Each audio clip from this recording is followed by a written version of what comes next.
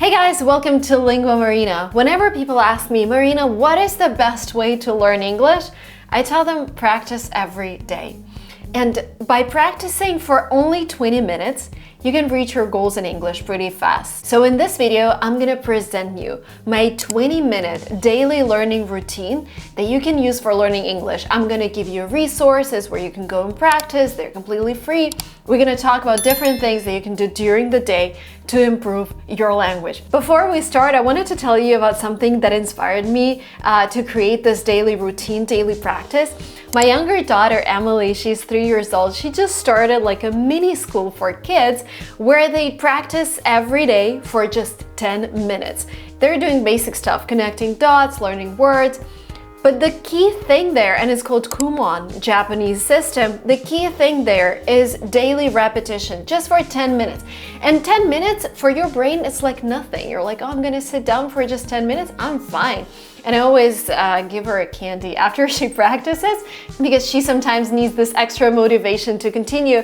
So I want you to get inspired by a 3-year-old and by this amazing system that they've created in Kumon where you practice daily but for a very short period of time. Because sometimes if it's a 2-hour class, we're like, maybe I should do it tomorrow, maybe I should do it next week. But when it's a 20-minute daily routine, if you tell me, Marina, I don't have 20 minutes, I tell you, you're not interested in learning a language. When you're super passionate about something, when you understand that you really need it, you're gonna find those 20 minutes. Now let's talk about the daily routine.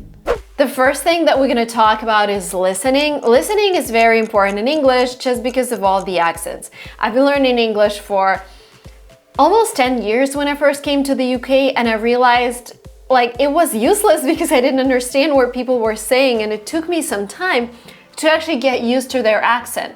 The problem with today's world is that there are so many accents. There is Indian accent, which is super popular around the world. There is Chinese accent, Russian accent, American, British, Scottish, Australian, New Zealand. Like there are so many people who speak English, and your task is to make sure you understand all of them, because who knows who's gonna be in your group when you go to a university, or if you're taking an online course who you're gonna be matched with to practice your English. So start your 20-minute practice with a 5-minute listening task.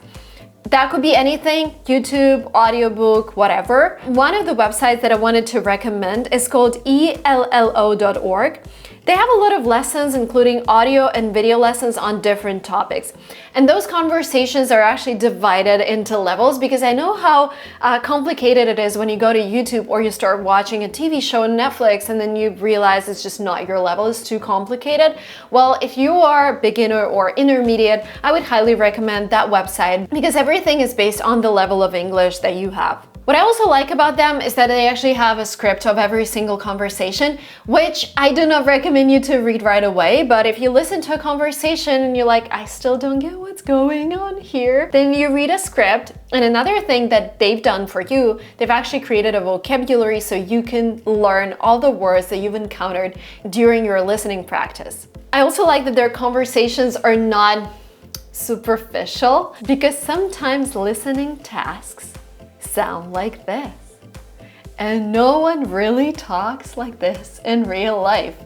People have accents, people speak fast. So on that website, you will get exposed to many different accents, and you will get exposed to real English language speech. The next 5 minutes of your 20-minute practice will be speaking. Speaking is incredibly, incredibly important.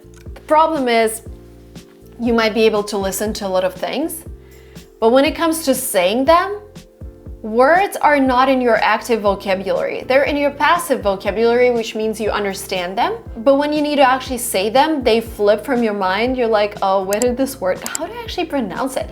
The thing is, even reading out loud can be considered speaking practice, because when you read out loud, you're like, oh, how do I actually read this word? Because when you're reading a book, you don't really think about pronouncing something. But when you start reading out loud, you're asking yourself questions, oh my God, how do I pronounce this word? I've never said it in my whole life. And by saying it for the first time, you actually start practicing it. So first of all, reading out loud. Second website that I wanted to recommend is actually called speakandimprove.com.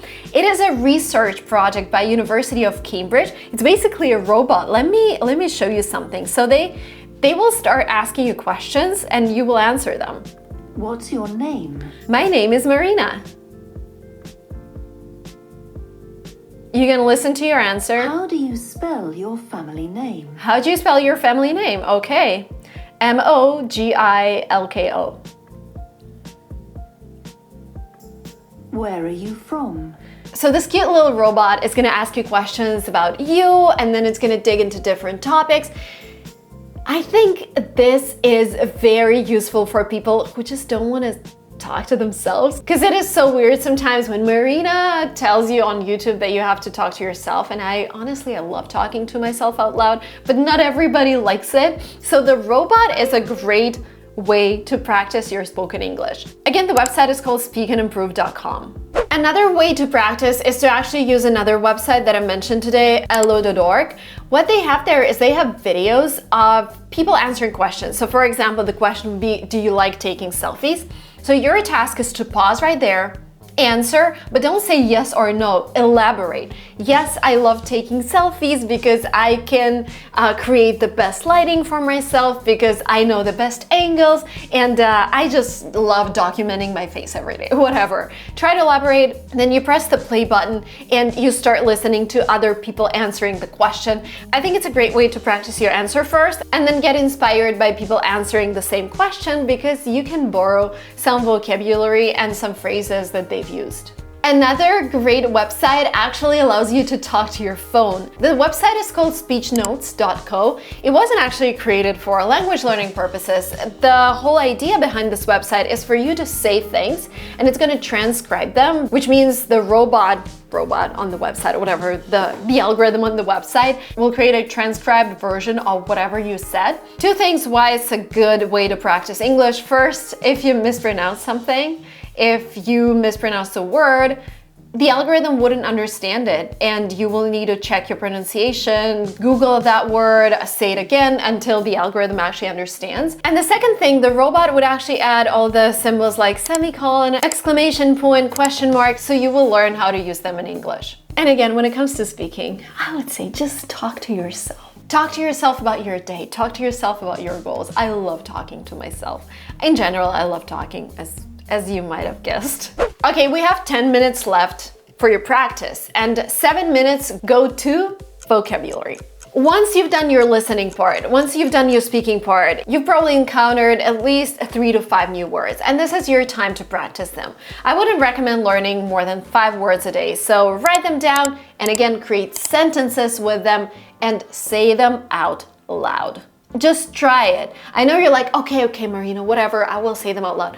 But do it actually. You will see how because it happens to me all the time. I start reading something out loud, or I start talking to someone, a native speaker, about a book that I just read in English, and I want to pronounce a word or like some name that I saw in that book, and I realize I can't because I never pronounced it, and I'm like, oh my God. So it's either an audiobook or you read out loud all the names that you do not understand how to pronounce. So it's really important. And I want you to wrap up your practice with a 3-minute reflection of your goals or where you're heading. I love telling people to create a dream board. It's crazy how it works for you, because you're creating a destination for your brain, a destination for all of your goals. I am learning English because I have this dream board where I have Gary Vaynerchuk, because I want to be in the same conference with him. I want to be a speaker at a business conference in the US together with Gary. He's a very inspiring immigrant. I have a house that I want to buy. I even have bed sheets that I really like, and they're on my dream board. And every time that I sit at my desk, I stare at this dream board and I'm like, I am getting closer. And today I was invited to an event. Hopefully it's gonna happen. They're gonna send me official confirmation next week. But that event, a red carpet event, was on my dream board. So it's just crazy how it works. And I highly encourage you to create at least 100 wishes that are connected with your English language level, and be as specific as you can. Like, I want this apartment in Los Angeles. This is how much it costs. This is how I get there. I want this degree from this university. This is how much it costs. This is, how much I need to score my TOEFL. I want to have this, like, even think of physical things. I want the new iPhone. I want the new laptop. I want this book, that book. Like, put everything on your dream board and understand that English is your instrument that's gonna get you there. And if you're like, Marina, is there one resource for me to do all of this? I can recommend my workbook that I've created together with my team. It's 180 pages plus of English theory and practice. It's our bestseller, tens of thousands of copies sold, and students just love it. The link will be down below. And thank you so much, guys, for watching this video to the very end. Thank you so much for being subscribed to this channel. Oh, and don't forget to share this video with everyone who learns English. Bye-bye.